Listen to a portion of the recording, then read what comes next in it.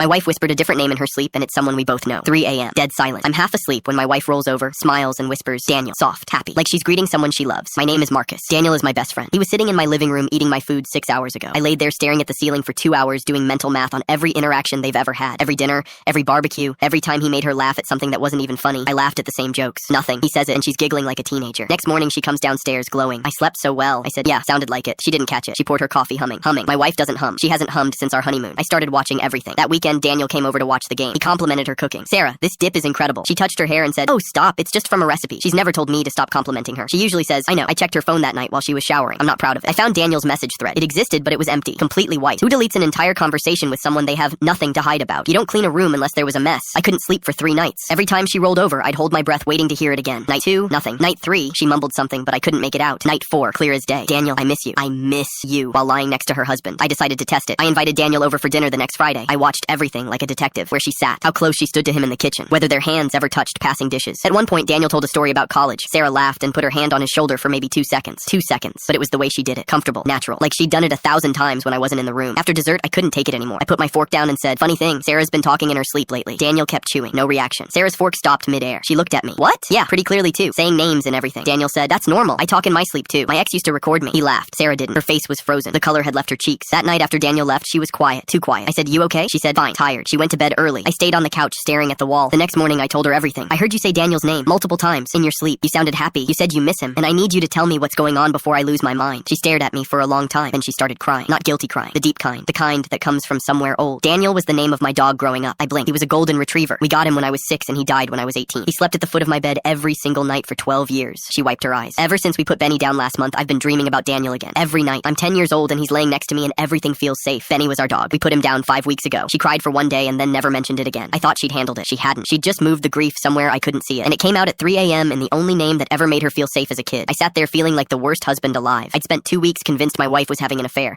I analyzed her body language. I checked her phone. I set a trap at dinner. I nearly destroyed a 9-year friendship because my wife misses a golden retriever. I texted Daniel that night. Hey man, I need to tell you something. I've been a complete idiot and I owe you an apology. He called me immediately. I told him everything. He was quiet for 10 seconds. Then he said, bro, I'm literally the most single person alive. I go home to a microwave dinner and a cat named Gerald. You thought I was stealing your wife? Sarah forgave me. Mostly. She brings it up whenever I deserve it and sometimes when I don't. Last week I forgot to buy milk and she said, maybe Daniel would have remembered. She meant the dog, I think. We got a new puppy last Saturday. Golden retriever. Sarah wanted to name him Daniel. I said absolutely not. We compromised. His name is Danny. Close enough for her. Far enough for my sanity. She hasn't talked in her sleep since he started sleeping at the foot of our bed. Same spot. Like he knew. B. But here's the thing that still keeps me up at night. When I checked her phone that night, the message thread with Daniel was completely empty. She'd wiped it clean. I never asked her why. She never explained. And the night I told her everything, she apologized for the sleep talking. But she never once addressed the deleted messages. Not once. I love my wife. I trust my wife. But I've never opened that thread again because some answers are better left in the dark.